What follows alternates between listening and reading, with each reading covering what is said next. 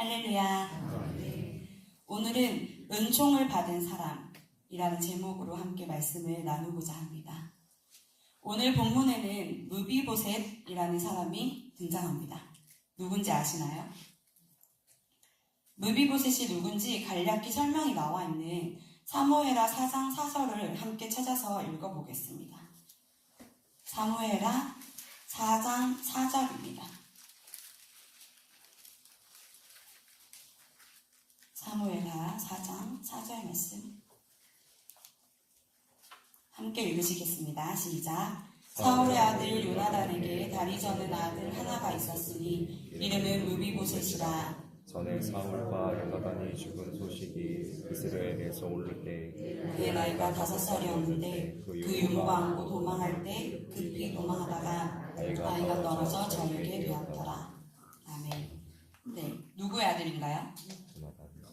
네, 무비보셋은 바로 사울의 아들이자 다윗의 형제보다도 깊은 사랑을 나눈 친구 요나단의 아들이었습니다.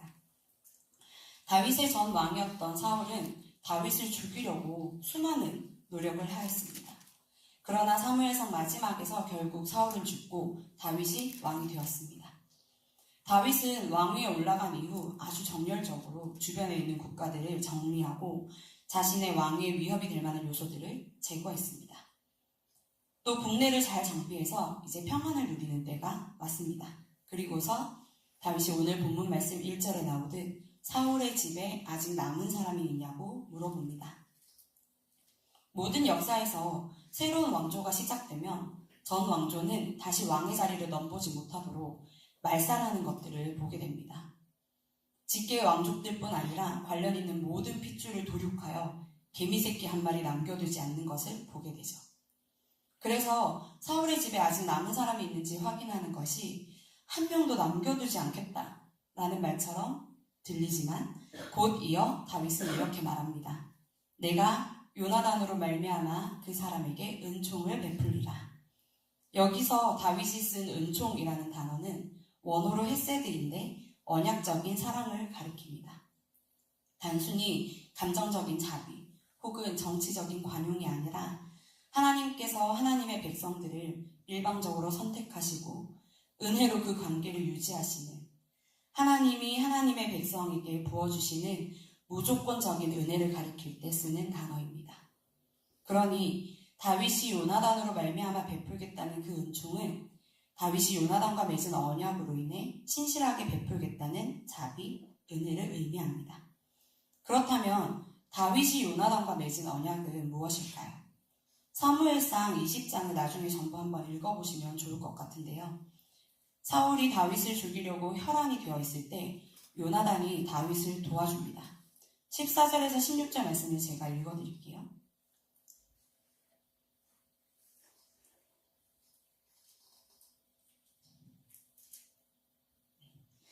너는 내가 사는 날 동안에 여호와의 인자하심을 내게 베풀어서 나를 죽지 않게 할 뿐 아니라 여호와께서 너 다윗의 대적들을 지면에서 다 끊어버리시는 때에도 너는 내 인자함을 내 집에서 영원히 끊어버리지 말라 하고 이에 요나단이 다윗의 집과 언약하기를 여호와께서는 다윗의 대적들을 치실지어다 하니라.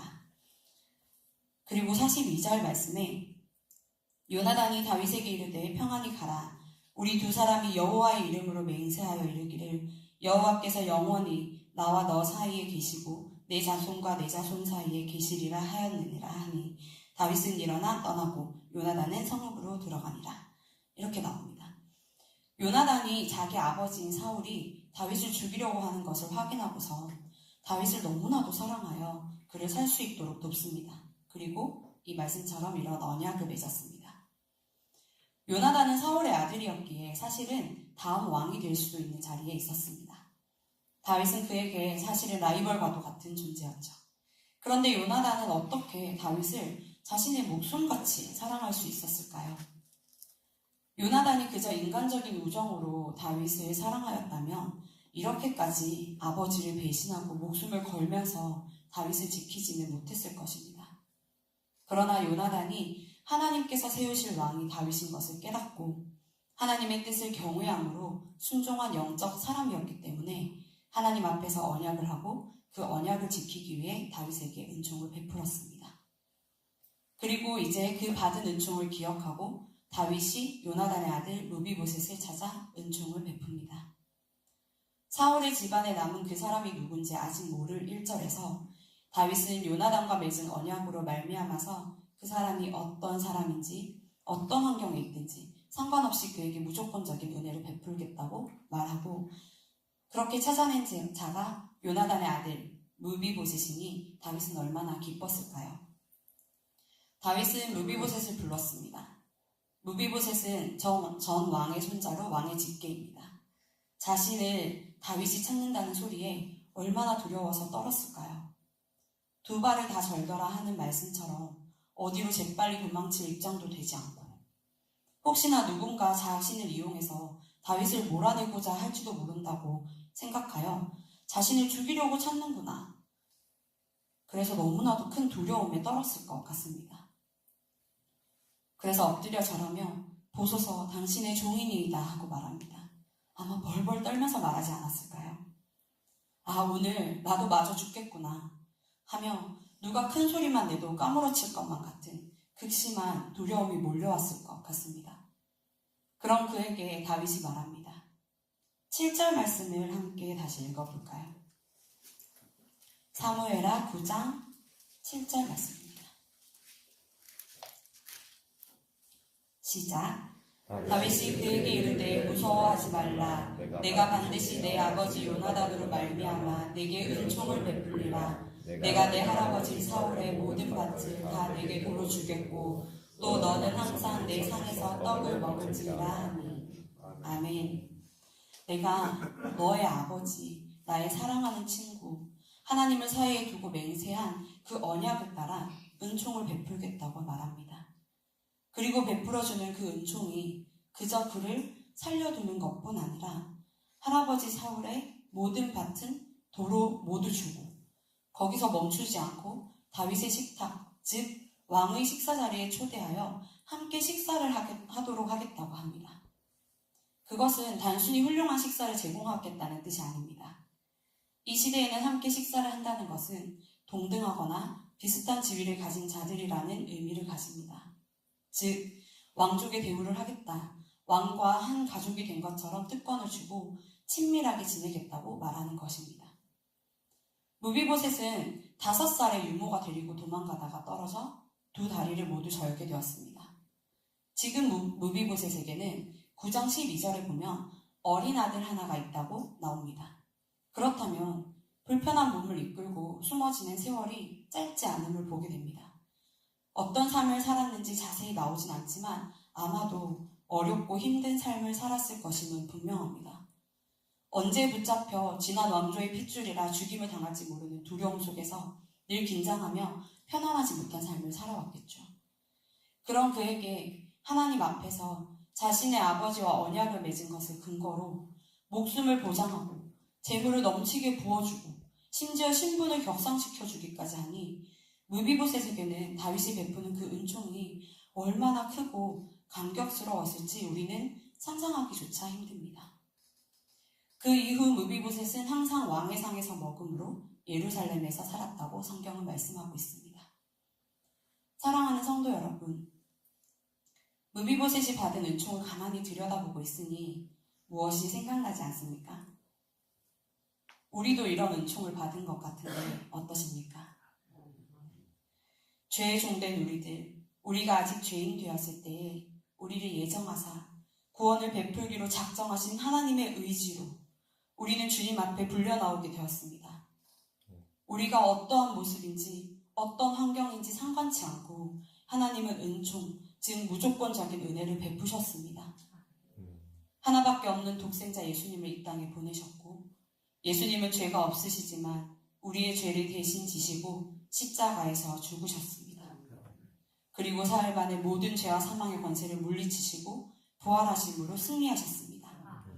그 사실을 믿으면 우리에게는 영원한 생명이 주어집니다. 죽음의 두려움에서 벗어나게 됩니다.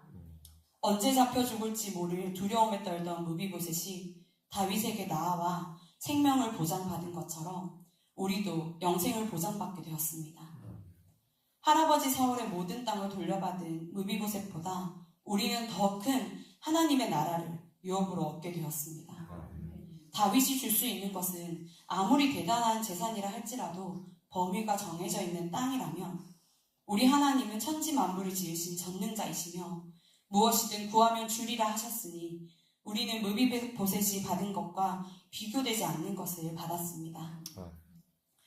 그리고 다윗은 왕의 상에서 무비보셋을 함께 식사하게 함으로 지위를 격상시켜 주었지만 여전히 그 상에는 다윗의 아들들이 있었고 무비보셋은 아들 같은 대우를 받을 뿐 아들이 될 수는 없었습니다.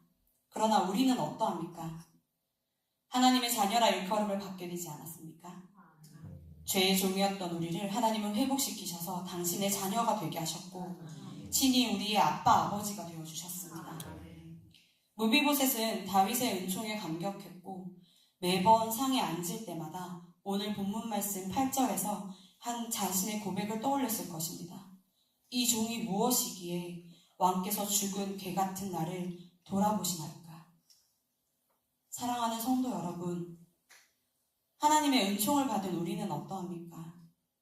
매일 매시간 매초마다 하나님께서 베푸신 헷세드의 그 은혜, 그 은총을 기억하며 살기에 우리는 여전히 너무나도 부족하고 연약하며 이 땅에서의 삶이 고단하고 분주한 것이 사실입니다. 그러나 예배를 드릴 때마다, 하나님의 말씀을 들을 때마다, 기도할 때마다 그 순간들만이라도 우리가 이 받은 은총을 기억한다면, 그래서 베푸신 그 은혜가 너무나도 감격스러워 하나님, 벌레만도 못한 우리를 하나님의 자녀로 삼아주신 그 은혜가 어찌나 감사한지요 하고 고백할 수 있다면 얼마나 좋을까요? 그리고 그 감사가 너무 커서 그 은혜가 감당하지 못할 만큼 너무 커서 우리가 받은 그 은총을 누군가에게 흘려보낼 수 있다면 얼마나 멋진 그리스도인으로서의 삶을 살아낼 수 있을까요? 요나단이 다윗에게 은총을 베풀고 다윗은 무비보셋에게 은총을 베풀었습니다.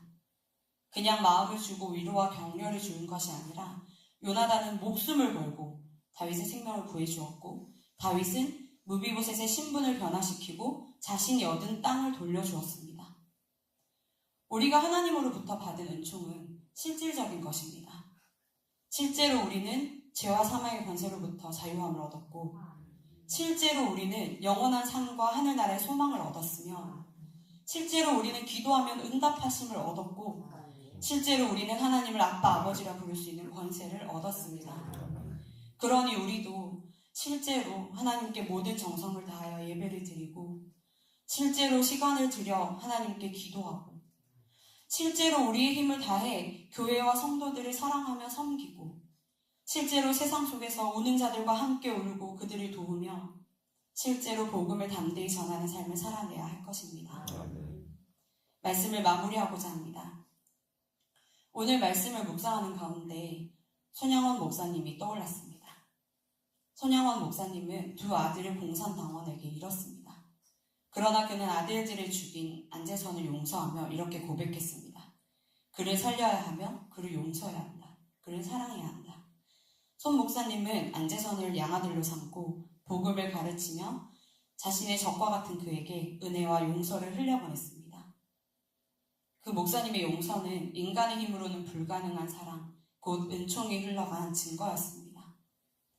사랑하는 성도 여러분, 우리는 모두 자격 없이 무조건적으로 베풀어 주시는 하나님의 은총을 받은 자입니다. 그리고 동시에 그 은총을 세상에 흘려보내는 통로로 부름받은 자들입니다. 이 사실을 믿으십니까? 우리 유치부에서는 이렇게 하거든요. 함께 해봤으면 좋겠습니다. 제가 하나님의 은총을 받은 사람이 누구죠? 하면 바로 나라고 하는 거예요. 바로 나. 손 다셔야 돼요. 바로 나. 그리고 또 은총을 흘려보내는 통로로 부름받은 사람이 누구죠? 하면 바로 나. 이렇게 하시는 거예요. 하실 수 있겠죠? 하실 수 있겠죠? 네네. 슬프기지만 힘을 내서 한번. 네. 하나님의 은총을 받은 사람이 누구죠? 네, 잘하시네요. 그 은총을 흘려보내는 통로로 부름받은 사람이 누구죠? 네, 오늘 고백하셨으니 그렇게 살아가시는 여러분 되시기를 축복합니다. 우리 교회는 엄청 큰 일들을 연속적으로 앞두고 있습니다. 악한 영들은 이 하나님의 역사를 회방 놓기 위해 우리를 계속해서 미혹하고 공격할 것입니다. 그래서 세상의 빛과 소금이 되기도 전에 교회 안에 바르고 선하고 사랑을 나누는 한 명의 바람직한 성도로 바르게 서기도 어려울 수 있습니다. 그러나 우리가 은총 받은 자, 또 은총을 흘려보내는 통로로 부름받은 자로서의 정체성을 공고히 하고 자리를 지킨다면 결코 우리는 이 싸움에서 지지 않으리라 믿습니다. 그렇게 사랑하는 저와 여러분 되시기를 주님의 이름으로 축복합니다. 기도하겠습니다.